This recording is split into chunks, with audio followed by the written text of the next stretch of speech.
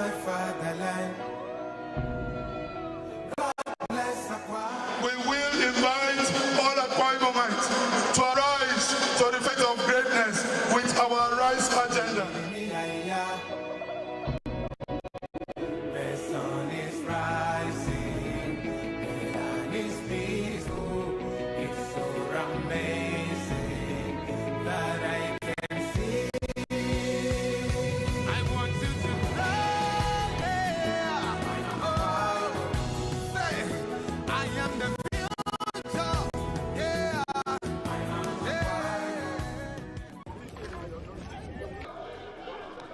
Every second, every minute, every hour, and every day, time doesn't just tick away. It's a countdown to political decisions that shape our world. This country must move. Imagine the impact these decisions have on our lives. Some are consequential, others may leave us intrigued about it. You will have no better friend and partner than Nigeria. Step in and feel the frenzy like never before. Join me every weekday for an hour of fact-finding interviews where questions cut to the core. What does Tinubu has that other 17 candidates do not have? I will dig in to get to the heart of issues, from local politics to global insight. Join me as I unearth the power plays, jaw-dropping revelations, and the unfiltered truth. This isn't just politics, it's unraveling the stories that matter. Brace yourself for Politics Tonight every weekday at 8 p.m., where every decision echoes along the corridors of our lives. Politics Tonight, only on TVC News.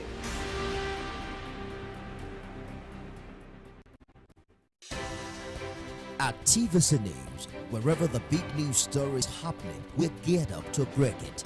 TVC News, first with breaking it.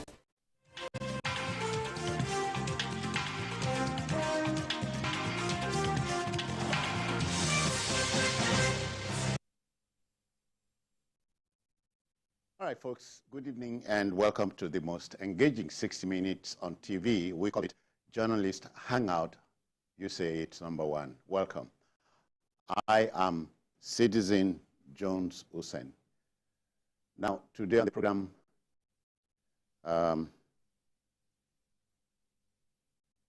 please, let's take a breather. We'll be back. Please, let's go on a break. We'll be back.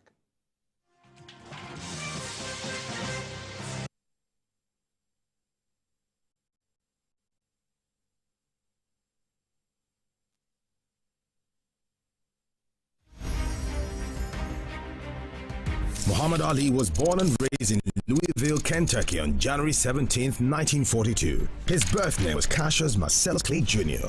He began training as an amateur boxer at age 12, and at 18, he won a gold medal.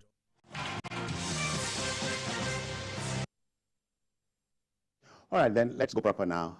I am Citizen Jones Hussein. I was telling you. Today on the program, Supreme Court dismisses Omar Agege's appeal to invalidate Governor Oboro Woveri's election as Governor Sani Abiodun Sule and others win. And later in the program, we'll share this with you.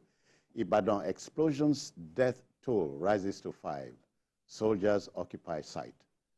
As a hotel's operation manager dies of heart attack. I'm hanging out with Adekunle Yusuf. Adekunle, I greet you. Good evening to you. Good evening, viewers. And Dotun Oladipo.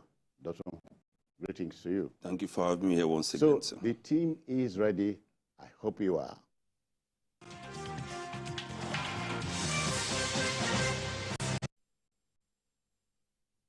Now to our first story. You know, for our uniformed men and women who lost their lives in the line of duty, giving survivors their dues goes a long way in engendering a spirit of dedication and commitment.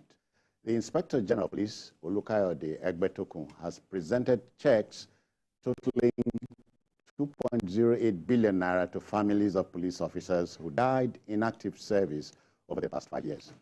About 785 beneficiaries shared the largesse at the force headquarters, Abuja. I dare say a reward like this is the opportunity to do more work, if you ask me. Yes, our security agencies, I don't think we should say it's a normal thing for people to, to lose their life, but it does happen. And I think last week we were here talking about the plight of widows of soldiers that lost their life in 1992. Yeah. 1992 September. Ejigbo playing Russia. And it was a heart, wrenching, story discussing about a matter of 30-something years ago, and how that tragedy has left many of the families, ruined. Devastated. So now, this is a good, example. What should be happening? That if you ensure the life of everybody, in the police, in the army, in the uniform services, including all Nigerian workers. Okay.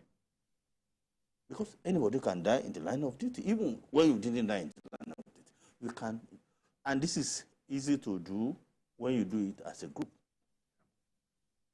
From every office, be it government, private, if you ensure, life insurance is quite, it makes a lot of sense economically when you do it as a group. And it saves us the embarrassment of having to talk about, oh, the army is unfair to me, the police is wicked, this is this. We never have that again in our country. And I'm happy that at least the police is going in the right direction. Okay. If you know that this work you are doing, if anything happens, your dependents, will not be adequately taken care of. That's it. Yes. That will, instill, some sense of patriotism in you, and you'll be moved to do more. Yeah. Unlike the situation whereby you are afraid that, if I go out and I didn't come back, you'll be afraid for your little ones. Yeah. So it's a good thing. I so much like. Doctor, he was not necessarily speaking for you, but you have your your way of reacting to it. He said it well. Okay. And I think the police happen to be very lucky. And it's on two fronts. This insurance that they are doing in terms of when personnel die, it's good for the system. And that's why everywhere I go now, in terms of maybe belonging to an association, school association, professional association, one of the things I always like us to discuss is insurance. It can be health, it can be life, and you pay because you're in a group. The one to which I belong, you pay about 9,000 in a year, and if anything happens, your family members will get at least 1 million first. So it's good that the police is coming up with this, because this doesn't burden the government. It's a good one. And I must also say to them that it is also good that it's a two-way street. Yeah. Reciprocity from the officers and men. Yes. They also need to do that. But also for the police, they are lucky that they were pulled out of this government pension. Because now the Nigeria Police Pension Company Limited is doing well. Okay. Unlike others that when they retire, you just find out that there is a waste of time between what the government will do and the rest. Now we've been told, and authoritatively to that, if a police officer should even resign, we're not talking about that now. If he resigns, he gets a minimum of 300,000 to 500,000, depending on the rank. But when you go to others, you find out that 20-something thousand, and it doesn't come on time. But this one, because the police has been pulled out of the government pension regime, yeah. They're good to go. And I think we should keep encouraging this so that those who are going into the force will know that if anything happens, there's a backup.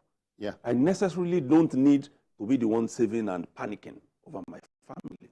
Yeah, Kunle, let me rub this in. But as I just said a while back, it's a two-way street. We expect officers and men to earn the trust of Nigerians. I think you are right.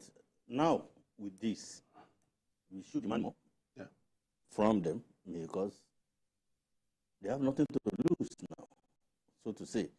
You need to, we need a police service that is people-friendly, not the kind of things we still see. Because I'm still, I keep asking some of my people who are policemen, now please, where did you learn this from? Because we travel around, and what we see in Nigeria, we haven't seen a replication of it elsewhere, including in poorer African countries.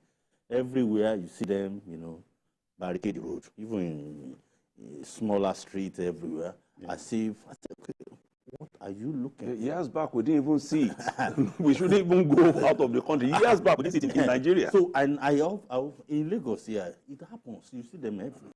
I said, and at the end of the day, not because, they are not there because of you. No. They are only there because they want to extort. We don't want to see a police that does that anymore. We want to see a police that everywhere, public open here, you don't see police carrying gun, everywhere. You see them around junctions, just watching. With a whistle. If anything. Or with their clubs, just watching things. And here, it's about harassment, it's about intimidation, extortion, all those things. We want a police that we can probably call police. All right. And this is not to say that there aren't good police officers. There was a story from Kaduna State early this morning. A man was kidnapped in Abuja, and they told them the vehicle is headed towards Kaduna. And in the middle of the night, they spotted the vehicle, and they engaged them. That's it. It means it can be done. Yes, it can be done. All right. It can be done. So Okay. I was happy with that story. So over to you, policemen. I wish you well. Now to our next story. The debate about the correct location and the relocation of federal ministries and parastatals will be a continued and intense one. The Federal Airports Authority of Nigeria, FAAN, has let it be known that it moved its corporate headquarters from Abuja to Lagos to reduce cost. A statement from the ministry and signed by its Director of Public Affairs and Consumer Protection at FAAN, Obiageli Ora, says a stop had to be put to a waste of public resources and rip-offs on the public purse. Some things are plausible, some others are improbable. How do you react to this? It's a good move. The challenge we have as Nigerians are twofold. Number one, we are skeptical about everything government. Suspicious. Because of where we are coming from, where politics, ethnicism, and all the rest determine how we run government. Secondly, we don't read. Because anybody who has read the statement from the Federal Airports Authority of Nigeria would have been able to distill that this is in the best interest of Nigeria. For instance, when we were moving ministries, how do you explain it? Who are we? We Nigerians, the government, because we are all part of government. How do we get, did we move the ministries in the first place? Yes, that's the problem. Because for instance, you have the National Inland Waterways Authority. What is that ministry doing in Abuja? When you even have Kogi State, where the two biggest rivers in Nigeria meet. What is it doing there? It's just like you taking the Petroleum Training Institute away from Mori and taking it to Katsina or Kaduna. So you begin to wonder. Now, look at Federal Airports Authority of Nigeria. Am I to also raise eyebrows concerning the ship house at Abuja? We should. Because that's not where it should be. Okay. Where do we do a lot of the shipping? Where do we do more of this cargo? You can take Lagos. You still have Port Harcourt that also has about two ports. You have Calabar. You have even Warri, which is in Delta State. These are not things that we must say we are centralizing. Those things need to be centralized because you know where the bulk of the activities of those people are. In the case of FAN, they've moved them to Abuja. Most of these people who are in Abuja don't have offices, meaning that they can afford to stay away from office.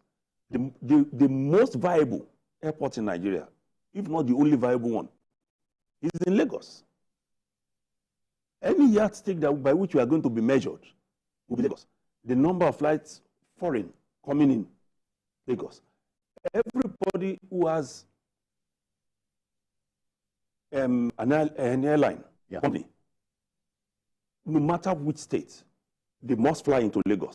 That's because they know that is where it's viable. You have Ibomie. It's the hub. It's the core of our operations when it comes to flying. So why did we in the first place move it out?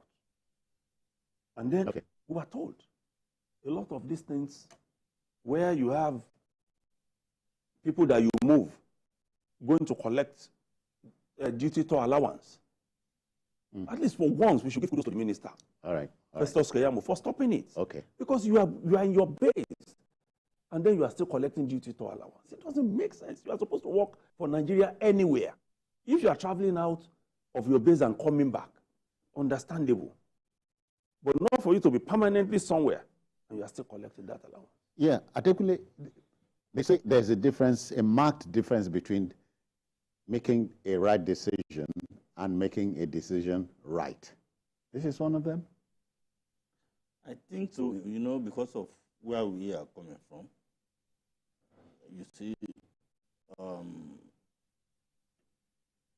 I think during the last administration, I remember very well, there are some skirmishes. No, there are some agencies and of government without even headquarters in Abuja. I'm talking about official in Abuja. Okay. And move, you see them, they rush to move people. Yeah, from here to Abuja. And I have people involved, see them complaining bitterly of where to stay, money to move, and many, many other things. Then I ask, what will it do? Then you say, and the Director General wants to be closer to Aso Rock, so that if they are doing any meeting and they want to see him, he can quickly. So we have a country where, I don't know whether it's part of the problems we inherited from military government, that we believe we must centralize everything. If you see any department or agency or any thing of federal government that doesn't have, you know, a building in Abuja, that agency, whatever, we believe that it's no longer is dead. Should it be that way? We love to say we pattern our democracy, you know, after the war in America. Is this how they do it? This is still Nigeria. The other day it was about Central Bank of Nigeria. Oh yeah. You saw you see the noise all over the place. The hula balu, as they say. I didn't want to use that word. That was why I tried. And one person, a former Central Bank, you know, deputy governor, said, okay, when the bulk of the work you will do is here in Lagos, doesn't it make sense to move some department to where your work is? I don't know. The way we are thinking in Nigeria, before you know it, and because we are always funny, some people may be reading some political meanings. Yeah, so Kunle, except that there's a John attempting to reach us from Ikorodu here in Lagos. John, I greet you. Welcome. John, are you there? No luck. No luck. Go on. Okay. I'm fine, sir. I'm fine, sir. I can hear you. All right, John. Quickly, let's go. Yes, sir. I want to comment about the issue of police, the money given to police. All these 2 billion of the things that you're talking about, those are the names that are piled up for months. Let me not say years. They are giving only 500,000 naira each. Because these people hear that they give police 2 billion naira for this is insurance allowance. It's 500,000 naira they give each this officer, the family. So even the pension that my brother mentioned there, the pension we are talking about, an ASP will retire, they will give him 1.8 million naira at the end of 35 years. They're going to write about Nigerian police pension. I've been looking for a way to even communicate with you people, journalists. You can help us to hear this thing on the TV. Are you a serviceman? May I ask you, are you a serviceman? I'm a serviceman, sir. I'm a serviceman. 1.8 million naira for 35 years. Or 2 million naira. That's why police are agitated to exit from pension. Right now, we are agitated to exit from pension. All right. Well, it's taking us back, but we... Yes, just a comment there. We've always agitated on this program for better welfare for the police. And you know the pension he's talking about is calculated based on the last salary and the number of years you've put in. Okay. So it is important, we've said it so many times on this program, that salaries must be increased. But we don't know what is happening. But the but there for me is we also must be conscious of what our economy is saying. Can it withstand it? Yeah. So we all need, I've said it so many times on this program, that we all need to work very hard, especially the civil servants, to ensure that the value of the naira is shored up. Because if we keep increasing salaries, even if you do 200,000 naira today, the moment inflation enters into it, it's gone. No, Doctor, we cannot help the naira except we return to manufacturing. Yeah, exactly. Okay. Yeah, let's take the subject matter. Relocating federal airports. Yes, I was talking about a recent one, I think last week, when something similar from Central Bank of Nigeria. Yeah. And you had a lot of comments.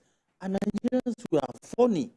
Some are reading pure political, meanings into every decision that is taken, whether that decision is in our own collective interest or not. But this time around, one of them, and when I mean one of them,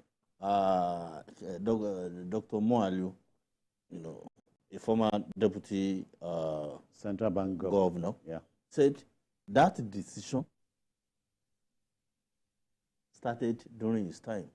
They built everything that was needed here in Lagos. Very good one. But after they built it, it wasn't used.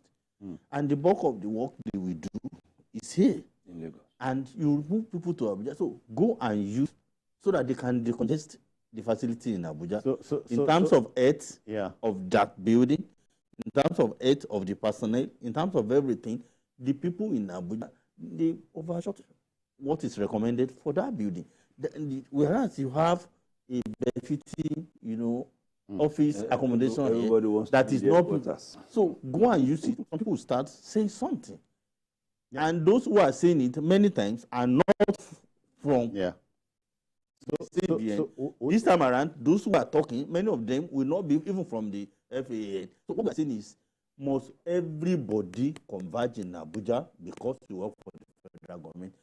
Any federal agency can be cited anywhere in Nigeria. Okay. Nigeria is Nigeria. So it's kudos to the minister. Yes, especially in this era of technology. COVID taught us that even from our room, it can all work. Okay, then the debate might continue in your place. We'll take a commercial break now and return to the studio proper to discuss the remaining two stories. Please stay with us.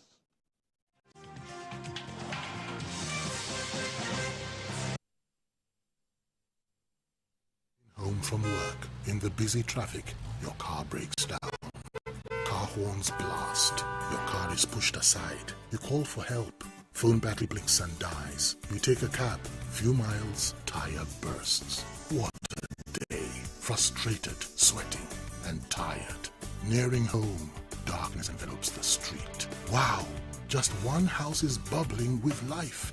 Brilliant lights, loud music, smiling wife, all welcome you.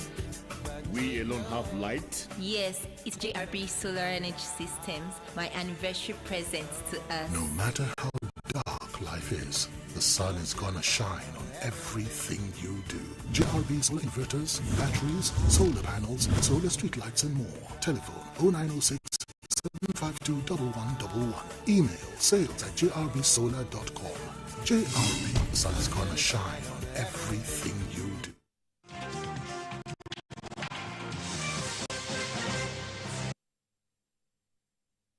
Okay, thank you. Welcome back. So our next story. You know, the refusal of Nigerian politicians to accept election outcomes means that the court must intervene to maintain a semblance of sanity. The apex court, or the Supreme Court if you like, in a unanimous judgment dismissed the appeal brought to it by a former Deputy Senate President and governorship candidate of the All Progressives Congress, APC, in the March 18, 2023 election in Delta State. I'm talking about Senator Ovie Omoagege. He challenged the election of Governor Sheriff Borevore. The apex court also affirmed the electoral victories of 6 other governors at the same election, including Dapo Abiodun of Ogun State, Uba Sani of Kaduna State, Abdullahi Sule of Nasarawa State, and some others. You know, was somebody wrong in alluding to a judicialization of the electoral process in our country? Kunle. Of course, we've discussed this several times. Okay. And many people are becoming extremely uncomfortable, especially with the Supreme Court of Nigeria, whereby the people will go out, you know, do the voting, all the suffering, all the expenses, everything. And at the end of the day, it's another person. The ballot box is not allowed to determine that. At some point, you know, when it first started, people liked it. But it got to a point people became jittery that even if you win as a person and you know you truly win, you are not still sure that you will govern. Of getting your mandate. Because your opponent can conjure anything under the sun, go to court and a lot of abracadabra, bring smart lawyers, and before you know it, there are times you have judgments without justice, and by this I mean when the Supreme Court when our courts will leave the substance and be giving judgment based on technicalities. Yeah. Now the Supreme Court seems to have, you know, realized that this is not the way. Now it's not about technicalities, about justice. Yeah. And you can see the facts of the matter. Yes, and look at all the judgments so far. I am too sure that the Supreme Court also, you know, monitors the mood of the country, and there are a lot of, you know, expectations, and you can see that the political environment is calm. If you notice it, and from what I can, you know, deduce, you will see that we are moving toward a stage where we need to start doing the right thing. For example, look at what happened in Plateau State, what people call judicial, you know, rascality. You know, you saw a place of, I think about, is it 9 or 14, you know, lawmakers, you know, the same scenario, the same everything, but the Court of Appeal rubbished it.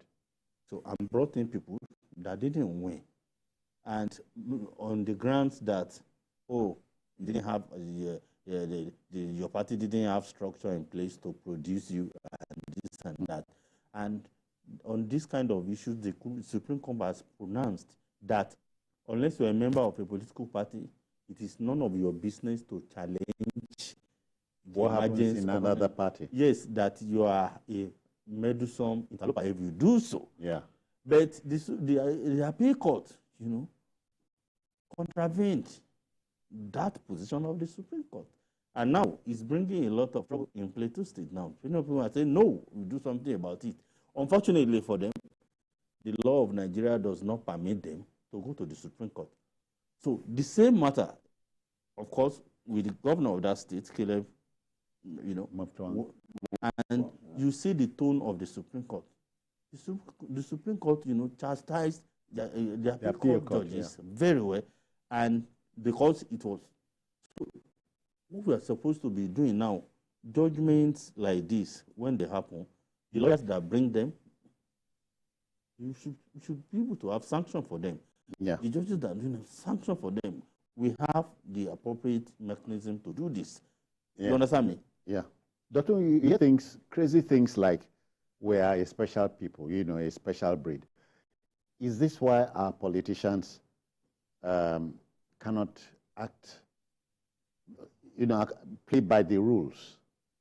I think I think it was you or him who talked about aping the American type democracy. In America, if you beat me at an election, I congratulate you and we move on. Yeah. I think there is what we can claim to be special people, but there are no special laws. The law is the law. Like the case he just spoke about in Plateau now, it's a major one.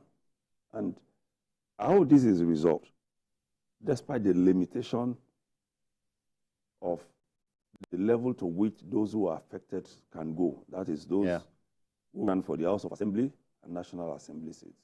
Despite that limitation, justice must be done.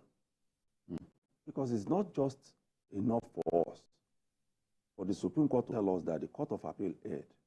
And those who were rubbished, who were affected by that failure of the Court of Appeal, will be left to suffer. We've seen cases where somebody has been in prison in this country for 6, 7, 10 years, and they say he's not guilty, he should go home. And then the person walks home and doesn't complain. That doesn't make sense. In order but carries it carries the toga of an ex-convict. Yes. Sometimes for life. For life. That's what happens. So, but in other climes, especially where we borrow that democracy, which is American style, the court pronounces a compensation for the man. Everyone like that. So we shouldn't allow some of these things to slide. We need to find a way to revisit that injustice in Plateau. Otherwise, people will keep losing faith in democracy and wanting to do what you just said. Yeah. Going above what is allowed by the law to ensure that it gets into office. Because we've said it, people just go for election now. And once they win, they tell the other person, go to court. Yes, go to court. Because they know that that process is going to be slow, and that person is not likely to get justice. Is it possible to relate what happened in Edo State to this particular one, the particular thing in Plateau? Is it where Edo? Where 14 members of the State House who won an election were not sworn in. Were not sworn in for so many. Okay, you mean years back? Yeah. It's different from this. Okay. We are talking about what happened in the court, because when you go to the court, you go there to seek justice, and these people got injustice at their appeal court, and it's so clear nobody is able to fault that, and the Supreme Court has come out to affirm it, that is injustice, and the appeal court is totally wrong. In fact, it's used very unkind words for our appeal, Now, coming back to the issue of Omar Agege, Omar Agege lost that election flat. But do I tell you something? Many of our politicians know they don't have a case. But because they want to keep a hold on their political structure, they want to keep deceiving some of the folks that work for them, that believe in them, that follow them. They will devise all sort of abracadabra reasons, they go to court. That's to it, because some lawyers are telling them it is doable. So that's why I said we should move to a stage whereby lawyers that bring frivolous cases to court, we should have a way of sanctioning them. Because I know you want money, you will get it, but it shouldn't be at the expense of our country. When you look at a case and you believe there is no case, for example, the lawyers that took, the matter to appeal court in Plateau State, those lawyers need to be sanctioned. That's my opinion. the judges, they also need to answer questions. We have the NJC. As long as it is done properly, there is nobody that is above the law. You get what I'm saying? The president of Nigeria, the vice president, all of them, there is nobody that is bigger than the law. And this time around, we are not discussing the president of Nigeria. We are not discussing the vice president. We are discussing people who should be dispensing justice. Are they doing that?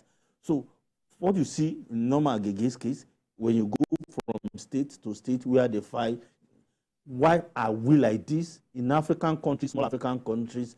Why are they not misbehaving as the way we are doing?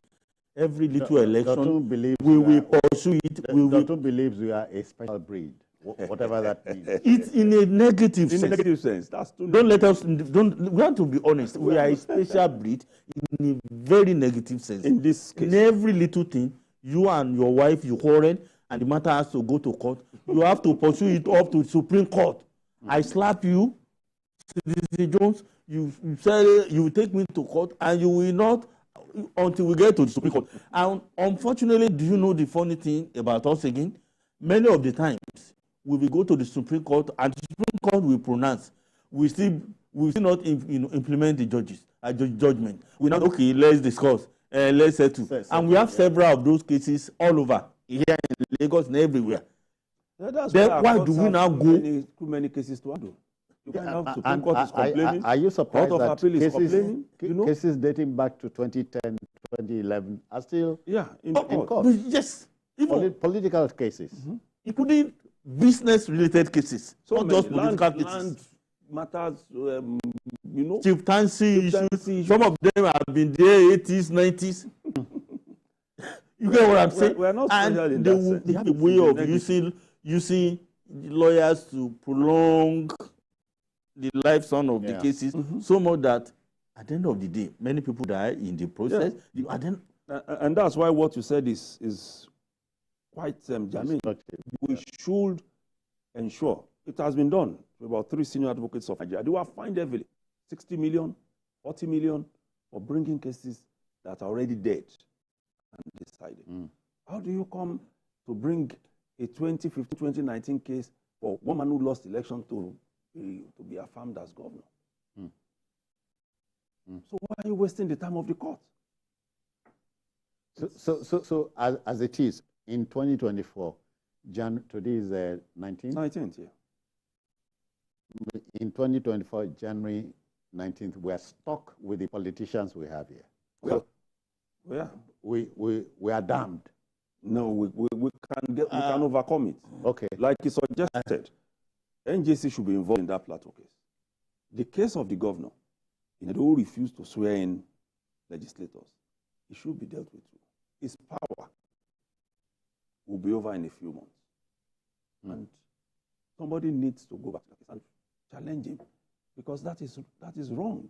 Politically, you may be right, but some people couldn't have voted for somebody to represent them, and you prevent them from having access. 14 constituencies in Nigeria had no representation throughout that period.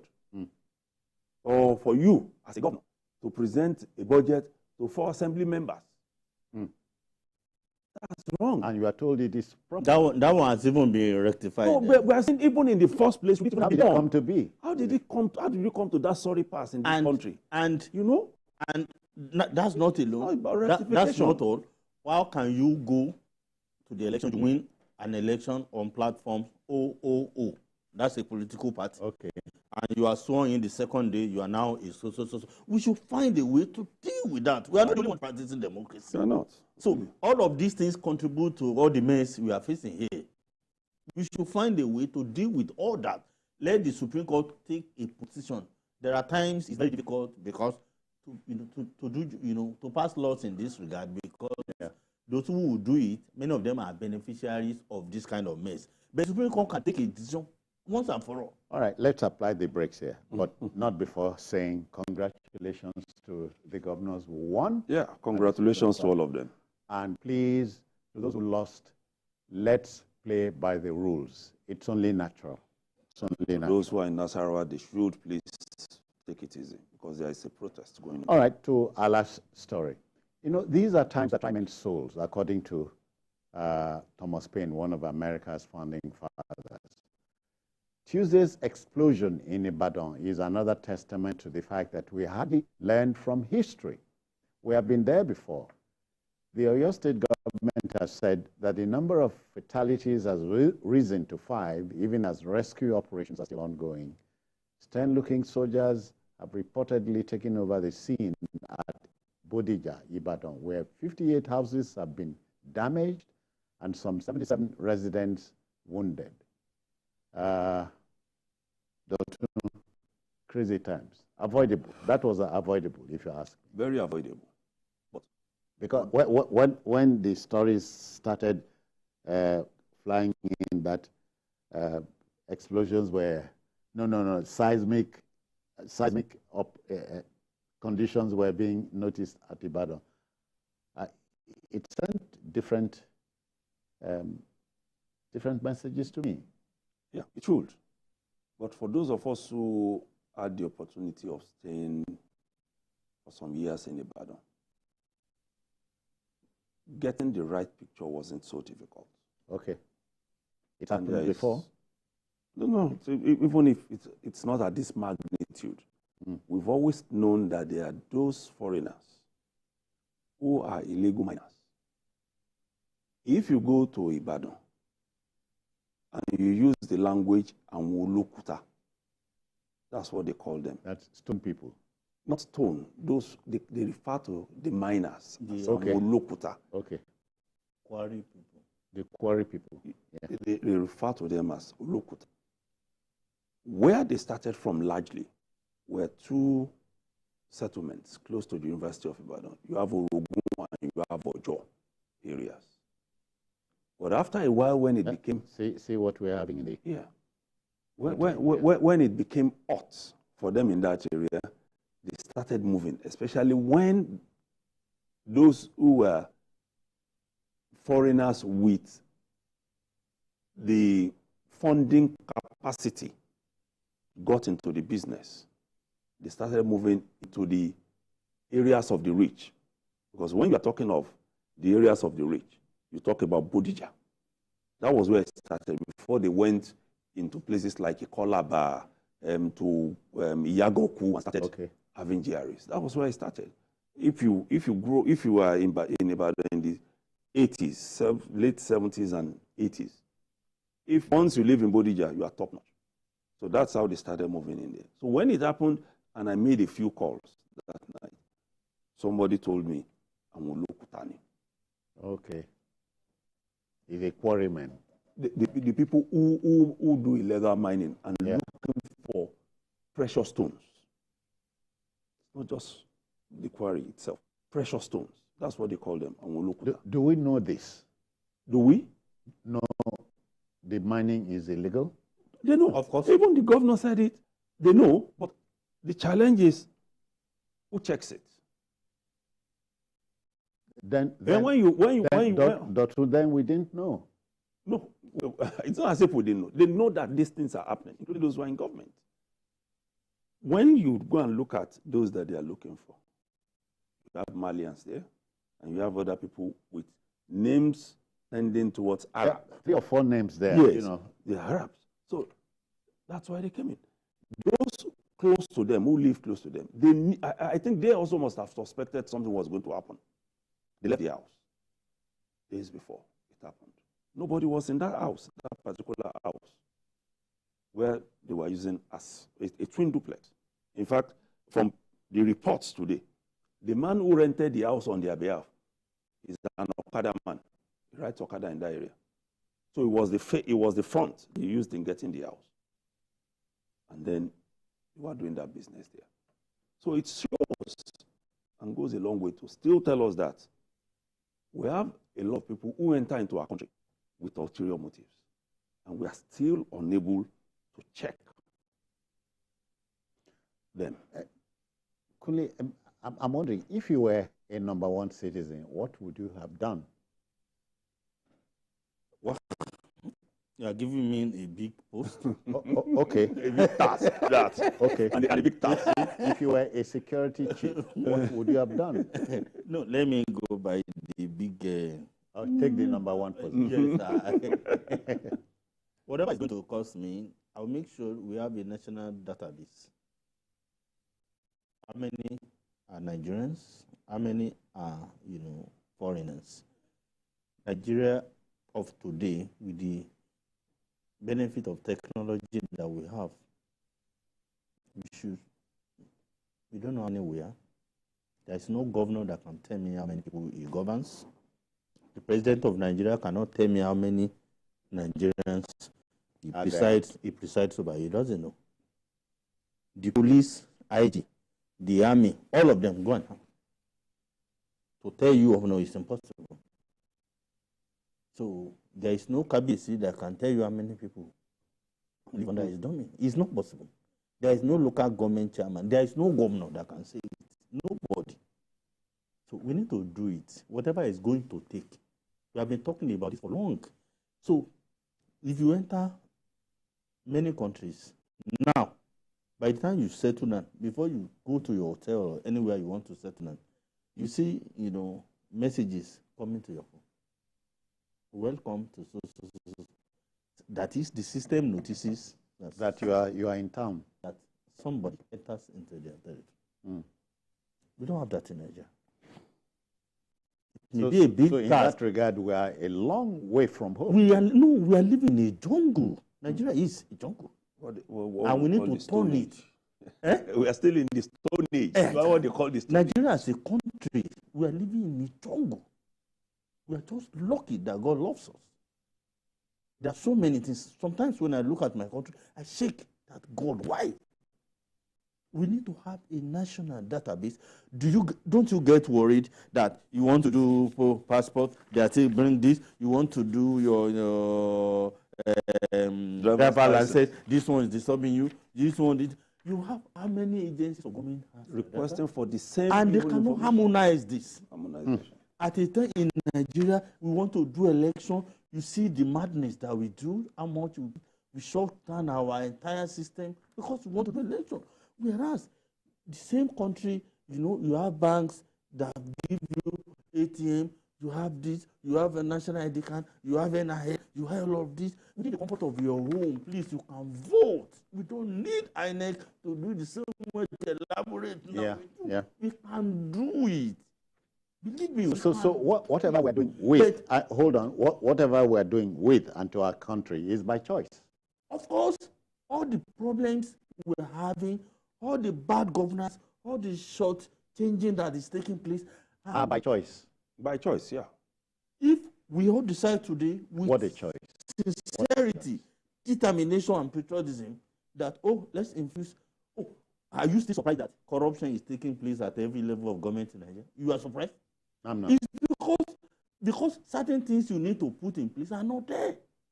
You need to reform this financial sector. Hold on. Will we ever recover? We can, if we choose to. You need to reform the banking sector. You need to reform the police sector, the judicial sector. Let's say the civil service. By the time of public service. When we digitize everything, I will know how much. I may not know how much Dotun is worth, but we can make some guess. So if he's spending beyond, what we expect, we can call the attention. We don't even need to call the security. They can go after him. In Nigeria, somebody will just bring up a billionaire. Yeah, overnight. Dotun, can we say in all honesty that the Ibadan debacle won't happen again? No, how do you say it won't happen again? Those guys who left that twin duplex, they are still somewhere. And there are many more of them. Because those are not the only people in Ibadan or in Nigeria into illegal mining. We've shown pictures. In Ilesha, even all over the southwest. Ilesha, you have mentioned it. Ondo is there. A lot of all these illegal mining. They are looking for precious stones. We've seen pictures here a lot of times on what is happening in Sokoto, where people are doing illegal mining. And in Zamfara it's happening. So if we think that it is going to go away without very decisive action, then we'll be in this forever. Because I can feel the pain of somebody like the senior advocate of Nigeria, Niyi Akintola, who said he has lost a whole hotel which he uses to get some income. That man sweated for it. Or how do you explain it? A former deputy governor of your state, no home now because he has only that house. But the house would have been insured, don't you think?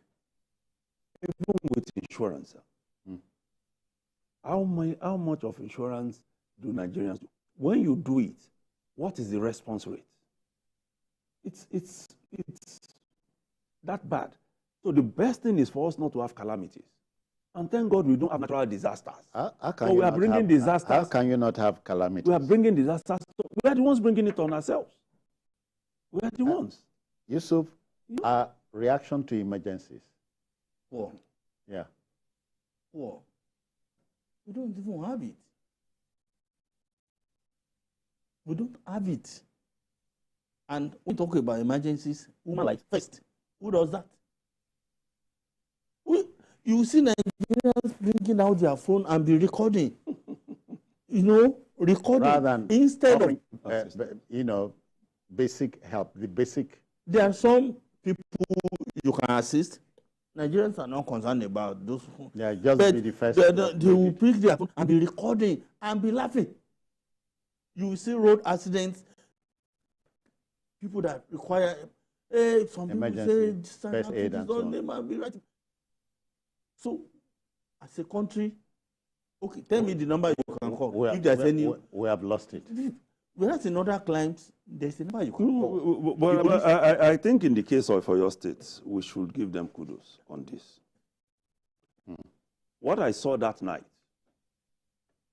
when it happened, were calculated misinformation. People were given so many versions of what happened.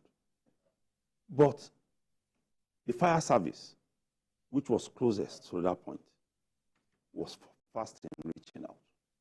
But they also needed to be careful because you don't know what is on ground.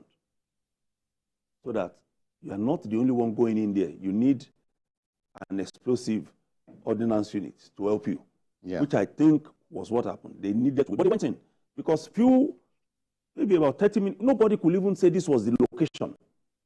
Because when that thing happened, I had a couple of friends around the area. Nobody could say this was where it came from. Because it was so loud that it traveled and destroyed places as far as 4 or 5 kilometers. Yeah, but before I forget it, yes. An hotel's operations manager, we're told, lost his life and so on. Yeah. It was in shock. Sad. Yeah. It's sad. Just like I said in the case of Chief Niyi Akintola, if he wasn't a man of courage, he could have died. Because, in this especially in this Lagos, you have some retired people whose only source of income will be the buildings that they have on ground. If this man was depending completely on this and doesn't have children he would have died. Look at the former deputy governor. He came out and said I don't have a home over my head. So what the government has done is to provide them temporary shelter. Go to this hotel, go to that hotel. Let's even verify that area is safe. Because if one is not careful, look at what happened at the cantonment here in Lagos. Oh, yeah. Where for days, bombs were going off. So there is a need. Again, avoidably. Yes, avoidably. Because that ought to have been evacuated, like we were told. Yeah. Long before it went up. So, if in terms of they are attending to to those who are injured and the rest, I think commendably we can say the Oyo State. All right. I think we must pack it all because in here. They responded fast enough, and we can see the effect. Because if the sound was that loud and destroyed so many buildings, and so far what we've had will be 5, which is unfortunate in the first place, then the government has done well. The everyday man on the street would have thought this is Armageddon. Yeah. Yes, but the government must go to the root of the matter. Exactly. People must face music over this. These people must not escape from this country. They must not. They should use this as an opportunity to reform the way we do this kind of illegal because we can. We can. And not unfortunately anyway, people in government are aware of all a lot of this. Okay. Don't forget, we're also losing money. Okay, then. This is where we apply the brakes. Jide Otitoju is unavoidably out of town, so he should be here in 1-2 days, so not to worry.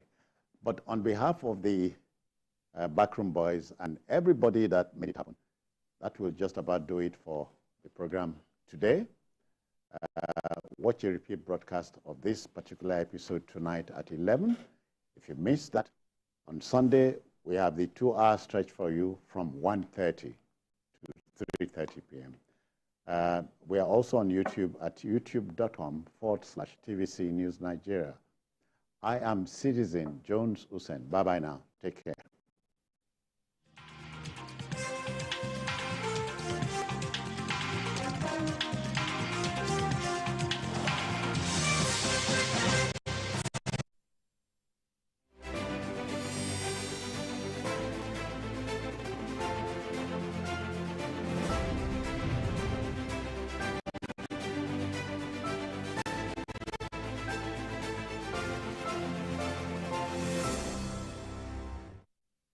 Experience information and entertainment like never before as TVC Breakfast takes your weekends to a whole new level. Introducing TVC Breakfast Weekend Edition, your ultimate source of thrilling sports updates, insightful political analysis, and captivating entertainment news. Stay in the know with what's trending, catch up with the latest in sports, and immerse yourself in the latest buzz from the world of music and movies.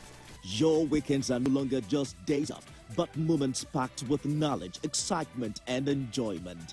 TVC Breakfast Weekend Edition, only on TVC News. Our planet, our home, threatened by man's activities with fears of mass extinction on the rise. On Green Angle, we examine the issues that affect our environment, seek solutions to put us on track to secure and restore a cleaner and greener world for generations to come.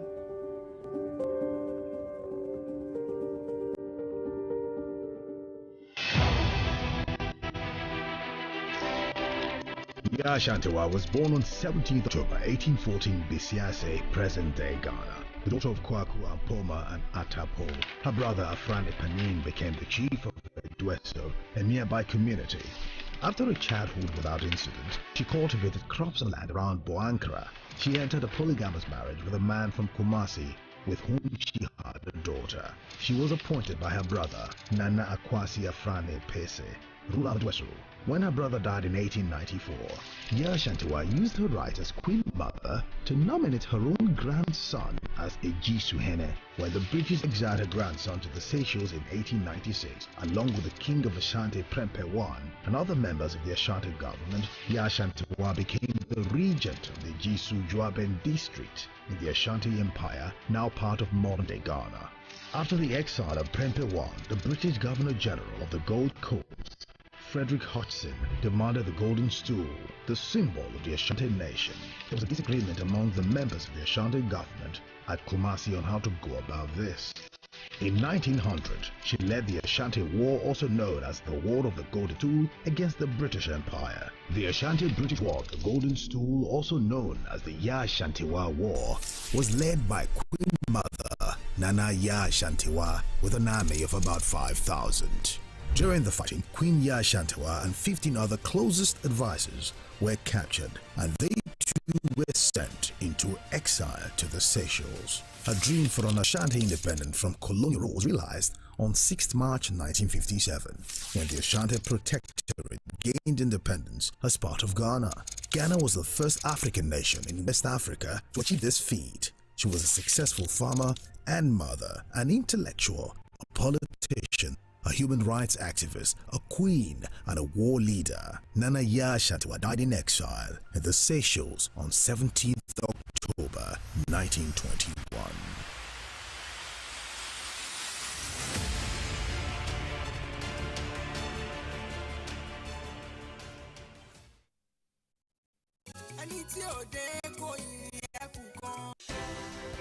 At TVC News, wherever the big news stories happen, we're geared up to break it. TVC News, first with breaking.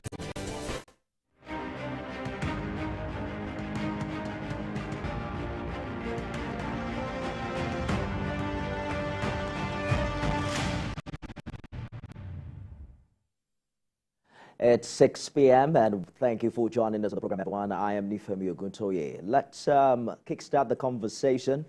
You can join on X. Remember to use the hashtag #BeyondUnderdress and tag at TVC News NG. We'll begin with the latest development on the former governor of the Central Bank of Nigeria, Godwin Emefiele, who earlier today pleaded not guilty to 20-count charge levied against him. And this happened barely a day after Mr. Emefiele filed for a variation of his bail conditions, which restricted him to Abuja. In our ruling, Justice Hamza Muazu, is in varying the conditions of bail, said he can travel outside Abuja but must remain in the country. The charges against Mr. Emefiele are now criminal breach of trust, forgery, conspiracy to commit forgery, procurement fraud, and conspiracy to commit felony. We now have the Supreme Court judgment for 14 states as regards the governorship appeals from last year's election. Today, the Supreme Court affirmed the election of Sheriff Buhari as the duly elected governor of Delta State. The court dismissed the appeal filed by the APC and its governorship candidate, Oviomo Agege, challenging the election of Sheriff Buhari as governor of Delta. The court also dismissed the appeals filed by the Social Democratic Party and Labour Party. And shortly after that judgment, this is what some streets in Nasarawa, the Delta State capital, look like.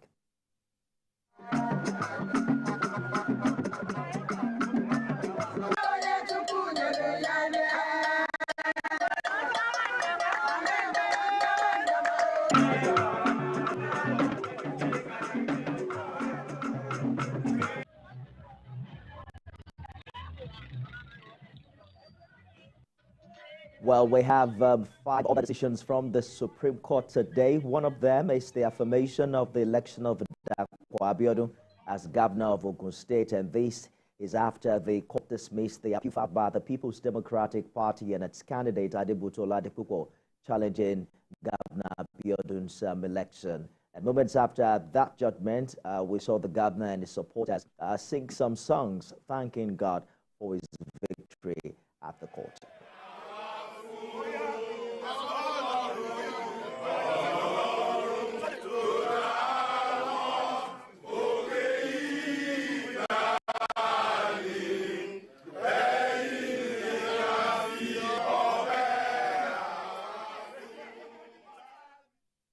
Next is Nasarawa State. The Supreme Court also upheld the election of Abdullahi Sule as governor. The Apex Court dismissed the appeal of the People's Democratic Party's governorship candidate David Umbugadu against the election of Governor Sule. The panel of justices in a unanimous decision dismissed it for lack of merit and no cost was awarded. In another judgment by the Apex Court, the appeal filed by the PDP and its candidate Jibrin Bade challenging the election of Inuwa Yahya as governor of Gombe State, Justice Kudirat Kikeriekun, who read the lead judgment, held that the appeal lacked merit.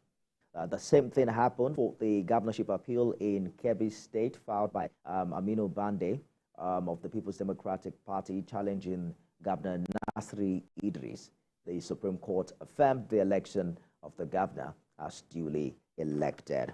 One more state, Kaduna, also. So if you add 8 plus 6, we have 14 governors that have now been affirmed by the Supreme Court.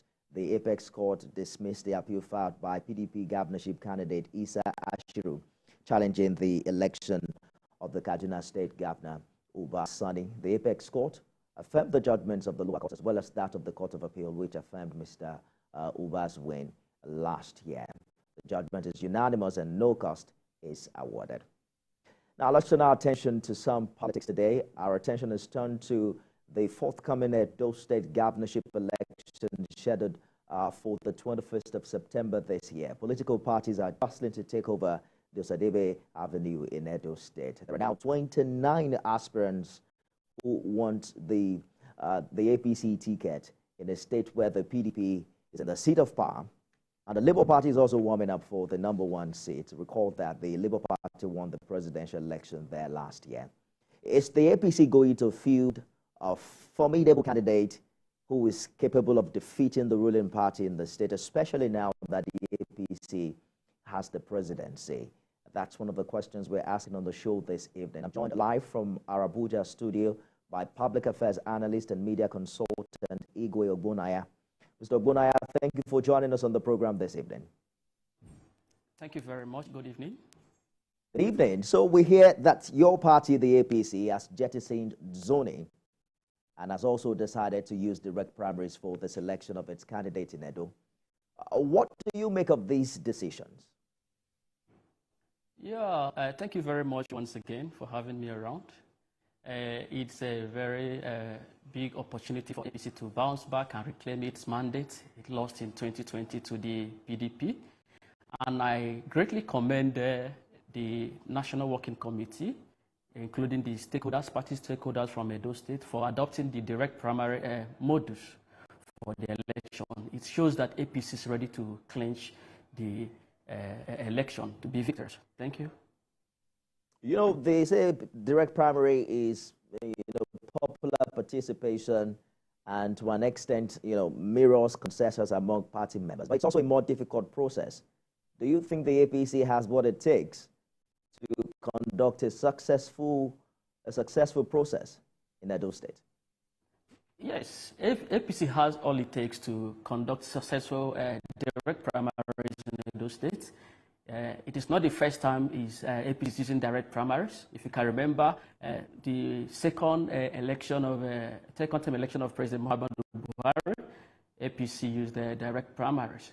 So it is not a new thing for APC, and we are prepared. If you watch very well all the preparatory procedures for Edo State governorship election, you will understand that APC is the most prepared. They have started their first of forms, and the aspirants are all touring all the local governments and the council wards, preparing for the primaries. It is not going to be a difficult task for APC to conduct a direct primary election. Rather, it's going to be a seamless and less difficult process rather than the indirect primaries, which will always come out with so much rancor. Let's talk about zoning, right? I'm sure you're following the growing sentiment for, the emergence of a candidate from Edo Central, where we understand the APC isn't that popular. But what do you make of this development? Do you think that indeed the ASAN people have been grossly marginalized and that it's time for an ASAN governor? Let me correct you. APC is popular in Edo Central. The current senator representing Edo Central is a member of APC, Senator Monday.